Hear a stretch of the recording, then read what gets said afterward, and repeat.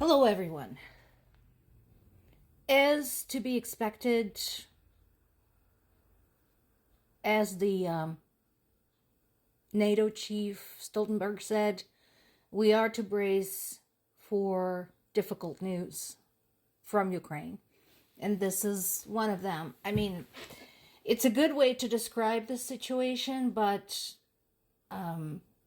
what it implies is unless additional ammo and supplies are provided ASAP, Ukraine cannot move forward.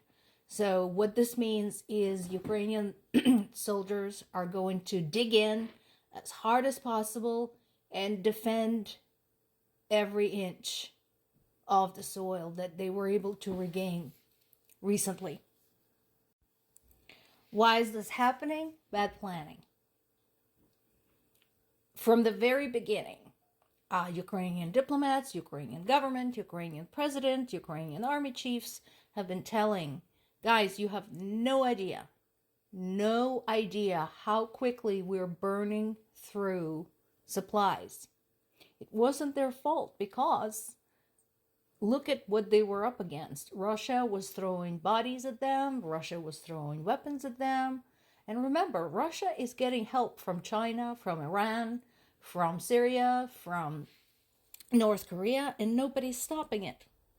So it's no surprise that Ukrainians had to use as much as they had available to basically stop the Russian army.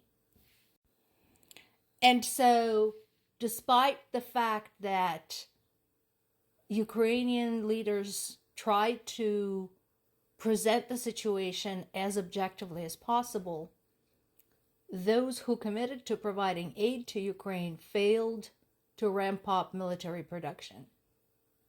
I don't understand why.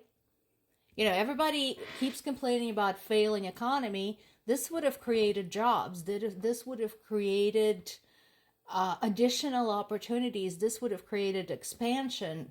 At USA, I am looking at you. Why not?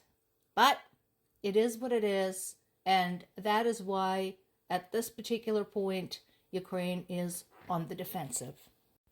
This article in New York Times talks more about the horror that Russia had unleashed on Ukrainian people when they released a bunch of hardened criminals, some of them serial criminals, and allowed them to sign up for the army with full pardon. What they don't understand, I still think it's not sinking in with the Russian people, is that this wasn't just unleashed on people of Ukraine. So Ukrainian army knows how to do its job. And they will do the job of Russia's executioners for them. But not in all of the cases. Some of these criminals will come home. Some of them are already coming home. Some of these pardoned murderers, rapists, thieves are coming home to their communities. And there have already been incidents of these people restarting their interrupted life of crime. And there have already been cases where they were either given no prison sentence whatsoever or a very lenient sentence because they're war heroes. Meanwhile, Ukrainian diplomats are trying to take advantage of the COP28 summit in Dubai to talk about two issues facing Ukraine at the same time.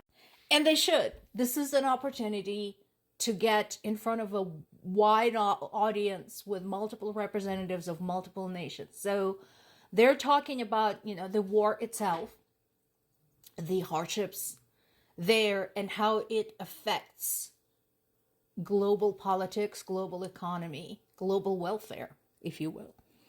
And they're also talking about one of the devastating consequences of the war, which is the environmental disaster, or rather I should say plural, environmental disasters. Just the destruction of the dam in Novakhovka, that alone qualifies as a huge environmental disaster. And there are other things like that happening all over Ukraine. There are places that are being destroyed where dangerous chemicals are being released into the soil and into the air. We still have the issue of the Zaporizhia nuclear power station, where we have explosives next to the reactor buildings. I don't need to explain how that is dangerous. And so I'm glad that Ukrainian diplomats are taking this opportunity to point out that this is not just a military conflict. There are vast consequences to what is going on. I do want to finish with at least one bit of good news. More of Ukrainian children are finally coming home from Russia. The deal was brokered by Qatar, for which we are all deeply grateful. Again, chances are the number of children is just a drop in the ocean, since we're talking many thousands. But everyone counts, every family counts, and fingers crossed for them to make it home safely.